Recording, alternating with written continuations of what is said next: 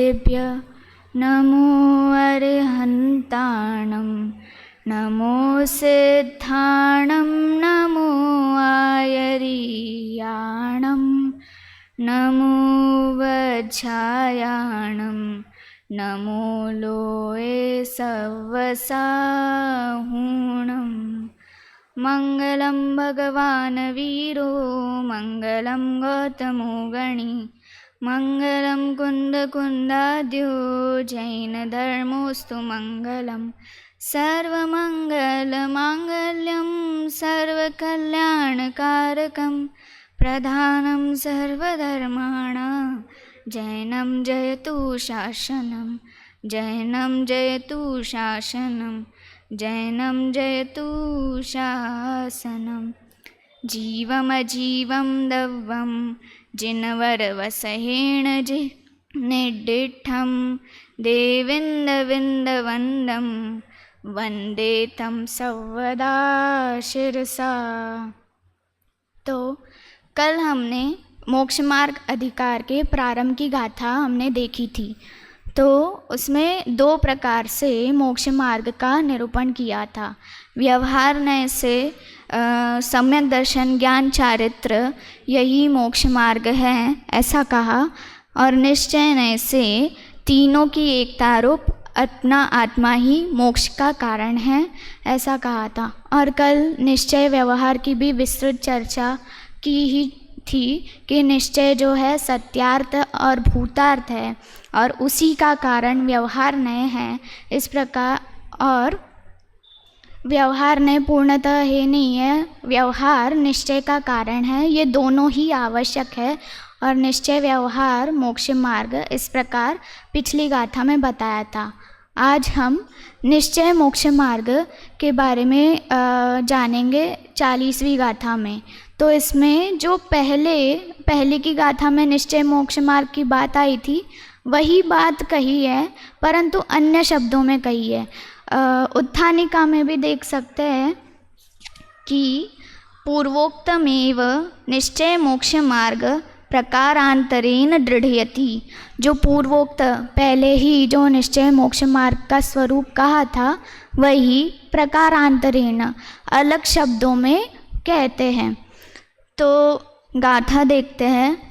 रयनतयं नवट्टै अप्पाणं मुयत्वन्नदवियं हि तम्मातत्यमयु होदिहुमुखस्य कारणं मादा दर्शनबोधचरित्रजुतीन् आत्मबिन परमेन प्रवीण ताते तीनो मयि सुआप कारण मोक्ष कयो बिन पाप। जो रयनतयं नवट्टै रत्नत्रय नहीं वर्तते हैं। कैसे? अप्पाणम मुयतु आत्मा को छोड़कर, कहा अन्न द्रव्यम्मि अन्य द्रव्य में। जो रत्नत्रय है वे अन्य द्रव्य में नहीं वर्तते हैं, आत्मा को छोड़कर अन्य द्रव्यों में नहीं वर्तते हैं। तम्मा इसलिए तत्तीयमयु जो तीन रत्नत्रय कहे सम्यक दर्शन सम्यक ज्ञान और सम्यक चारित्र, उसके रूप जो आधा है आत्मा है वह मुख्यस्य कारणम मोक्ष का कारण हु निश्चय से होदी होता है। मतलब जो रत्नत्रय है रत्नत्रय रूप आत्मा है वह मोक्ष का कारण है। क्यों? क्योंकि अन्य द्रव्यों में रत्नत्रय नहीं पाए जाते हैं। तो क्या कहा कि जो मोक्ष मार्ग है वो दो प्रकार से आ रहा था, दो पार्टियाँ आ रही थी कि रत्नत्रय मोक्ष मार्ग है और आत्मा मोक्ष मार्ग है। तो इन दोनों में से क्या लेना है? तो इस गाथा में इसका समाधान किया कि रत्नत्रय रूप आत्मा ही मोक्ष का कारण है। क्यों?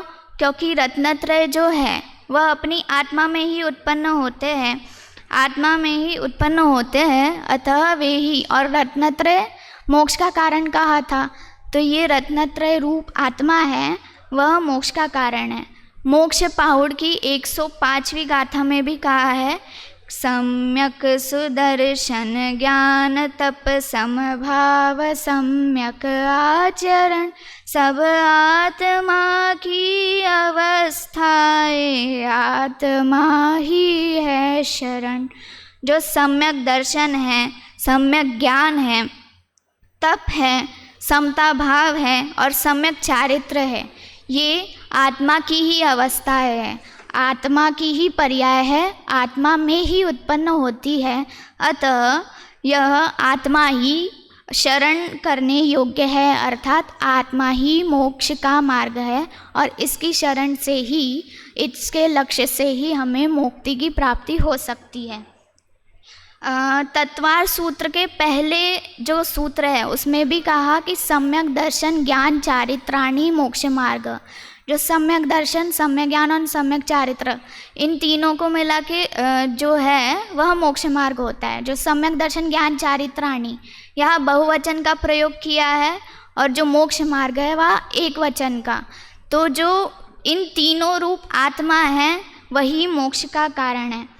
और पुरुषार्थ सिद्धि उपाय में भी जब आचार्य अमृतचंद्र रत्नत्रय के श्लोक लिखते हैं तो तीनों श्लोकों में आत्मरूपम तत्, आत्मरूपम तत् और आत्मरूपम तत्, यही तीनों श्लोक में लिखा है। अतः आत्मा ही शरण है, आत्मा ही मुक्ति का कारण है। अब यहाँ आत्मा तो कह दिया, पर इससे ऐसा लगता है कि किसी दूसरे की ही बात कर रहे हैं, कोई दूसरा ही है। पर आत्मा का जब शाब्दिक अर्थ देखें तो उसका अर्थ मैं स्वयं, कोई दूसरी चीज़ नहीं है। आत्मा अर्थात मैं स्वयं। पर जब आत्मा की बात कर रहे हैं तब हमें, मतलब आत्मा अर्थात मैं सुख हूँ, मैं मोक्ष मार्ग हूँ, मैं ही मुक्ति हूँ, ऐसा जब हम सुन रहे हैं, पढ़ रहे हैं तो अपने को प्रसन्नता भी नहीं होती। ऐसा लगता है कि किसी दूसरे की ही बात चल रही है। पर मैं ही मोक्ष हूँ, मैं ही मुक्ति मार्ग हूँ, मैं ही सुख हूँ, ऐसा जो है इसमें, ऐसा जो पढ़ा है इसमें हमको किसी के भी अधीन नहीं होना है। ये तो परम स्वतंत्रता की बात है। और अभी कोइंसिडेंस देखो कि कल ही स्वतंत्रता दिवस है। हमें जो अंग्रेज़ हैं उनसे हमको आज़ादी मिली थी। और कितने साल पहले, 69 साल पहले हमको आज़ादी मिली थी। फिर भी आज तक हम उसको सेलिब्रेट करते हैं। परंतु आत्मा में ये परम स्वतंत्रता कब से है? अनादि से है। फिर भी हमको इसकी रंच मात्र भी पता ही नहीं है कि इतना स्वतंत्र है, परम स्वतंत्र है अपना आत्मा, कि यही मोक्ष का कारण है, यही मुक्ति रूप है। अब टीका में भी ब्रह्मदेव सूरी ने बहुत अच्छा वर्णन किया है रत्नत्रयों का, निश्चय रत्नत्रय का। वो भी देखते हैं कि रयणतयम न वट्टई अपाणम मुइत्तु अन्नदवियम्मी। निज शुद्धात्मा को छोड़कर अन्य अचेतन द्रव्यों में रत्नत्रय नहीं वर्तते हैं। जो निज शुद्धात्मा है, अपनी आत्मा है, उसको छोड़कर अन्य किसी में भी अचेतन द्रव्य में, जो बाकी के 5 द्रव्य है, पुद्गल, धर्म, अधर्म, आकाश और काल, इनमें रत्नत्रय नहीं वर्तते हैं। और जो जीव अपना आत्मा है उससे जो भिन्न है, अन्य द्रव्य है, उनमें भी ये रत्नत्रय नहीं वर्तते हैं। क्योंकि दृष्टि का विषय है तो अपना जो निज शुद्धात्मा है, जो अपना आत्मा है, उसको ही आ लेते हैं, उसमें ही रत्नत्रय वर्तते हैं।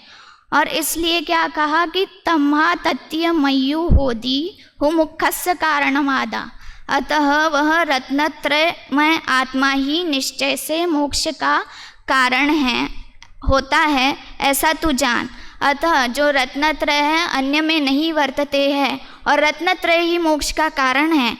अतः वह आत्मा ही निश्चय से, अभेद से, कोई भी भेद नहीं करा, सिर्फ अपना आत्मा है, वह निश्चय से मोक्ष का कारण है, ऐसा तू जान। ये जोर दे रहे कि ऐसा जानना चाहिए, मैं ही सुख रूप हूँ, मैं ही मोक्ष रूप हूँ, ऐसा जानना चाहिए। अब इसके बाद विस्तार करते हैं कि विस्तार से बताया है कि सम्यक दर्शन, सम्यक ज्ञान और सम्यक चारित्र की परिभाषा है बताई है। तो सर्वप्रथम सम्यक दर्शन की परिभाषा देखते हैं कि रागादि विकल्प उपाधि रहित चित्त चमत्कार की भावना से उत्पन्न मधुर रस के आस्वाद रूप सुख मैं हूँ ऐसी निश्चय रुचि रूप सम्यक दर्शन है। जो रागादि विकल्प है वे उपाधि सहित है। जो रागादि है वह परद्रव्य के निमित्त से होते हैं, अतः इनको उपाधि सहित कहा है और इनसे विकल्प उत्पन्न होते हैं। अब जैसे शरीर में यदि शरीर का स्वभाव रोग होना तो नहीं है, पर इसमें जो ठंडी गर्मी होती है उसके कारण उसके संयोग से बुखार ज्वर आदि होते हैं।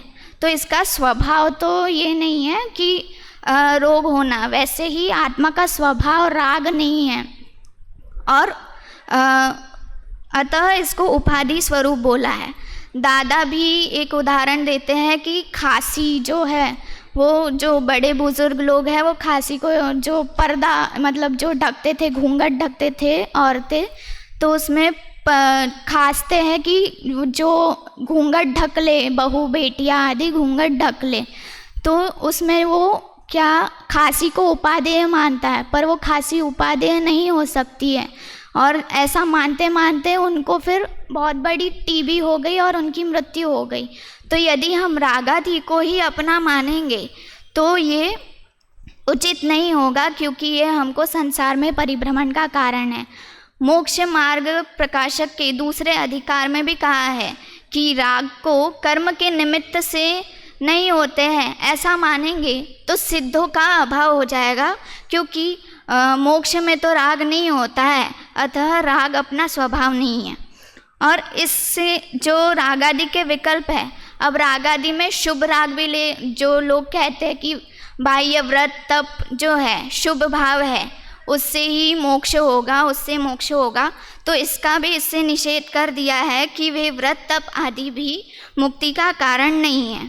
फिर क्या कहा, चित्त चमत्कार की भावना से।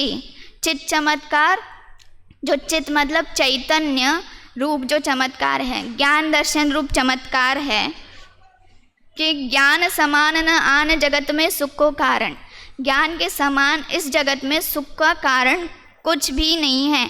ऐसी जो भावना है मतलब लीनता है, उससे क्या उत्पन्न होता है, मधुर रस के आस्वाद रूप। अब यह मधुर रस लिया तो क्या पुद्गल का रस, मीठा रस, ऐसा नहीं। यह मधुर रस से उपमा दी है कि मधुर रस को श्रेष्ठ मानते हैं, इसलिए जो श्रेष्ठ रस है, अतीन्द्रिय आनंद रूप रस है, उसको ही उस जो चित्त चमत्कार की भावना से वह उत्पन्न होता है। और वह कैसा होता है कि सुख मैं हूँ, मैं ही सुख हूँ, ऐसा। ये भी ऐसे अभिन्न करके बताया कि मेरे में सुख है, ऐसा नहीं, मैं ही सुख हूँ, ऐसी जो निश्चय रुचि रूप सम्यक दर्शन है, जो दृढ़ श्रद्धान है, दृढ़ रुचि है, उसको सम्यक दर्शन कहते हैं, वही सम्यक दर्शन है। पंडित दौलत राम जी ने जब इसका वर्णन किया तो यही बोला है, पर इजी शब्दों में कहा है कि परद्रव्यंते भिन्न आप में रुचि सम्यक तो भला है। जो परद्रव्य क्या कि राग आदि विकल्प उपाधि से रहित, भिन्न, इनसे भिन्न, आप में रुचि, जो सुख मैं हूँ, ऐसी जो रुचि है वही सम्यक दर्शन है। फिर आगे सम्यक ज्ञान की चर्चा बताई कि उसी सुख को समस्त विभावों से स्वसंवेदन ज्ञान द्वारा पृथक जानना वह सम्यक ज्ञान है। अब उसी सुख मतलब जो जिसका दृढ़ श्रद्धान किया था कि मैं सुख हूँ, ऐसा जो सुख है उसमें समस्त विभावों से जो मोह राग द्वेष आदि भाव है, उन समस्त विभावों से जो वो मेरे नहीं है ऐसा पृथक जानना। वो किससे जानेंगे, स्वसंवेदन ज्ञान द्वारा। जो अपन स्व और पर का यदि ज्ञान होगा तो ही हम विकारी भावों को भिन्न जानेंगे। तो इसके ज्ञान द्वारा जब विभावों से पृथक जानते हैं और वो सुख और जो विभाव है उसको भिन्न जानते हैं और सुख मैं हूँ ऐसा जानते हैं, तो वह सम्यक ज्ञान है। दौलत राम जी ने भी लिखा है कि आप रूप को जान पनोसो सम्यक ज्ञान कला है, कि जो विभावों से भिन्न अपने को ही जानना, मैं सुख रूप हूँ ऐसा जानना, उसे ही सम्यक ज्ञान कहा है।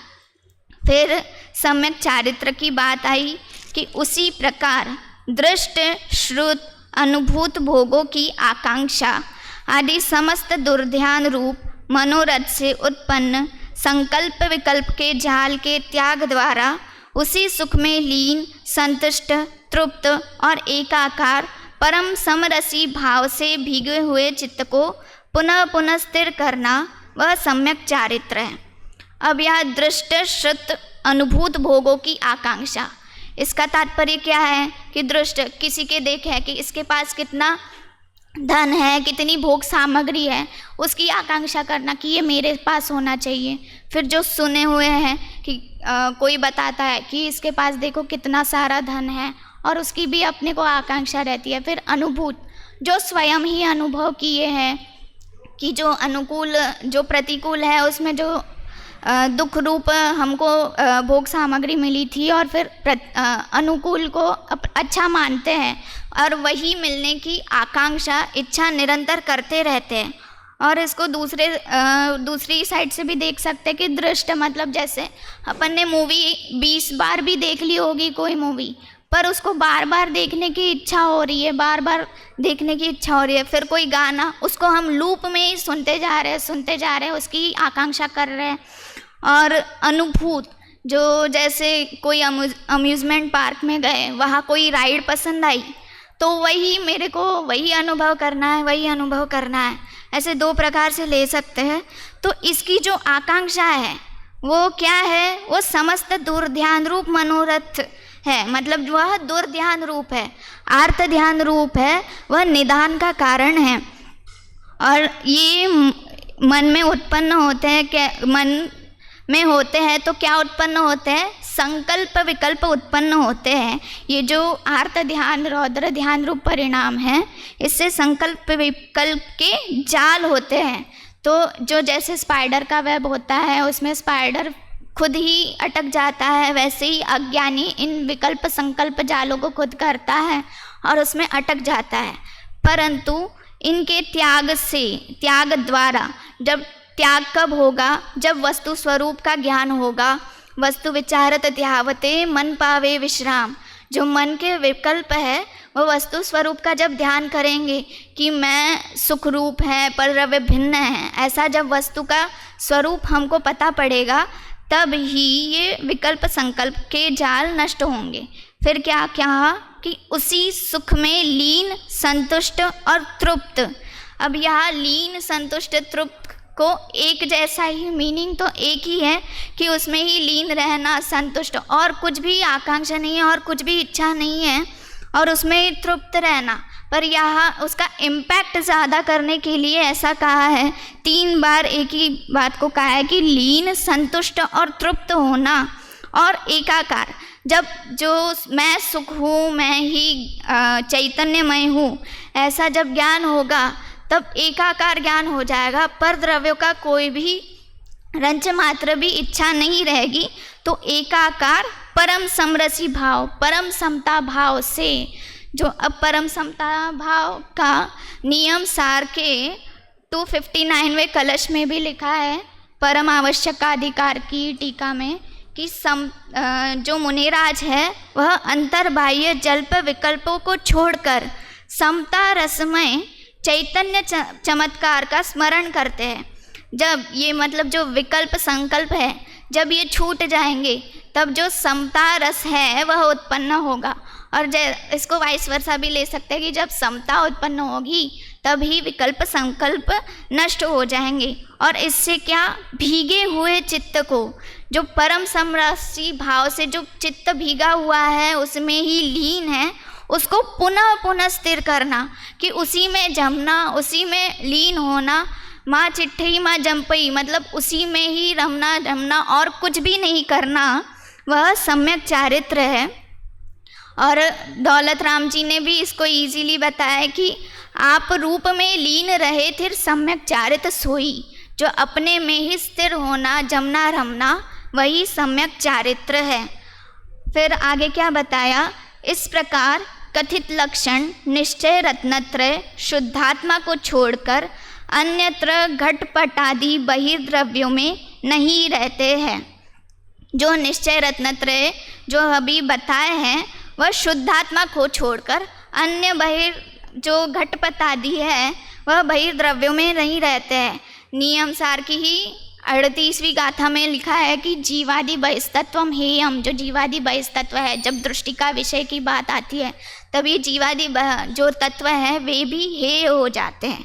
और इसमें अपन क्या क्या ले सकते हैं कि जो व्यवहार रत्नत्रय रूप शुभ भाव है ये भी बहिस्तत्व है, क्योंकि ये शुभ भाव बंधन का ही कारण है, संसार का ही कारण है।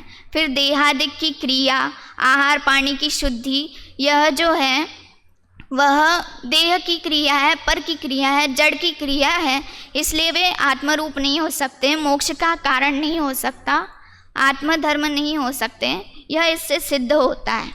फिर इस कारण अभेद नय से अनेक द्रव्यमय एक पान के समान वही सम्यक दर्शन है, वही सम्यक ज्ञान है, वही सम्यक चारित्र है और वही स्वात्म तत्व है। इस कारण अभेदनय से, अभेदनय अर्थात निश्चयने से क्या कहा कि अनेक द्रव्य में एक पान के समान। अब एक पान क्या, जो शरबत होता है, जैसे नींबू का शरबत हो, उसमें नींबू, पानी, शक्कर, नमक सब मिलके एक रूप हो जाता है, अनेक द्रव्य में एक रूप हो जाता है। वैसे ही जो सम्यक दर्शन, सम्यक ज्ञान, सम्यक चारित्र है वह आत्म तत्व की ही पर्याय है, स्वात्म तत्व की ही पर्याय है, वह उसमें ही रहती है, उसी के समान एक रूप है, उसे ही वही मोक्ष का कारण है, वही शरण करने योग्य है। इस प्रकार उक्त लक्षण वाले निज शुद्धात्मा की ही मुक्ति का कारण तुम जानो। इस प्रकार मतलब जो निश्चय रत्नत्रय रूप आत्मा ही मोक्ष का कारण है, ऐसा जो निज शुद्धात्मा है वही मोक्ष का कारण है, ऐसा कहा। अब यहाँ फुटनोट में भी दिया है कि जो निश्चय सम्यक दर्शन ज्ञान चारित्र है वह शुद्धात्मा रूप है, मतलब वो जो रत्नत्रयमय है शुद्धात्मा मोक्ष का कारण है।